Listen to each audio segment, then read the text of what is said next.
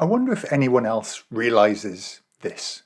I was about to record a little hack to try and use a Q&A visual as a survey.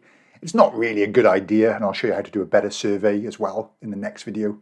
But check this out. When I open a report that I've already published, so I've already published this report called Q&A hack, but when I open it and go to publish it again, it just defaults to my workspace. It doesn't tell you where you published it to. So you've got to add some documentation into your file just to let somebody else know in the future.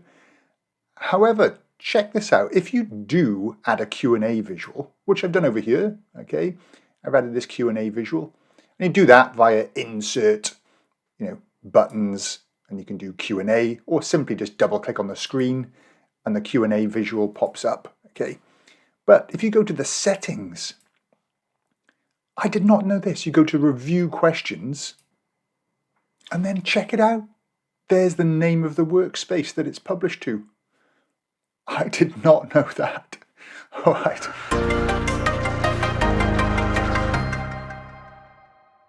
Let me just show you what I was going to sort of suggest, and I'll suggest a much better way of doing this. I've set up this little rate your report type thing, and this isn't a good idea, but it was just a novel thought. I wonder if I can do this.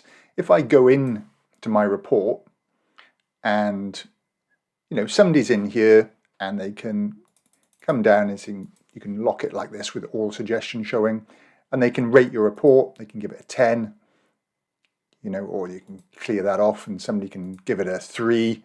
Now this isn't good. I'll show you a much better way of doing this. And you can even say, more pie charts, etc. So you can use it, and you have to tell people to ignore this. This is not a great idea, okay, by any means, but it was just a novel thought. But then back in your Power BI desktop file, when you click refresh in here, then this pops up. See, the ratings, the number of frequencies, more pie charts. So, I'm not really suggesting use this. I'll show you a much better way of doing it in the next video. But, I don't know, this is quite an interesting little development that you can it is actually linking back to your workspace. Now, the annoying thing is if you publish this to a different workspace, this report, it actually still links back to that one. And then you have to come over here and choose a different data set.